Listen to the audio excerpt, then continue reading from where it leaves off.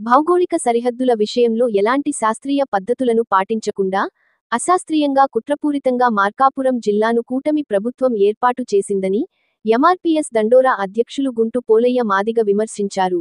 కూతవేటు దూరంలో ఉన్న దర్శి నియోజకవర్గంలోని దొనకొండ కురిచేడు మండలాలను ఒంగోలు జిల్లాలో కలపటం బాధాకరమని, దొనకొండ కురిచేడు మండలాలనైన మార్కాపురం జిల్లాలో కలపాలని, దొనకొండ మండలంలో ఉన్న 55,000 ఎకరాలు ప్రభుత్వ భూములను అభివృద్ధి చేసేందుకు పరిశ్రమలు నిర్మించి ఇండస్ట్రియల్ కారిడారుగా దొనకొండను అభివృద్ధి చేయాలని, దొనకొండలోనే జిల్లా ప్రభుత్వ కార్యాలయాలన్నీ నిర్మించాలని ఎంఆర్పీఎస్ దండోరా కూటమి ప్రభుత్వాన్ని డిమాండ్ చేస్తుందన్నారు.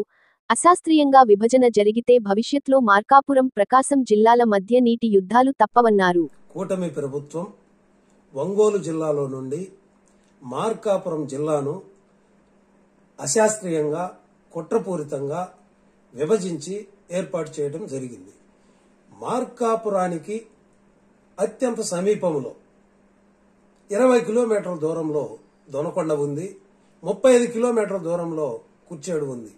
ఈ రెండు మండలాలను మార్కాపురం నియోజకవర్గంలో కలపకుండా 90 కిలోమీటర్ల దూరంలో ఉన్న ఒంగోలులో కలపటం అనేది కూటమి ప్రభుత్వం కుట్రపూరితంగా చేసిందని చెప్పి మేము ఆరోపిస్తా ఉన్నాం.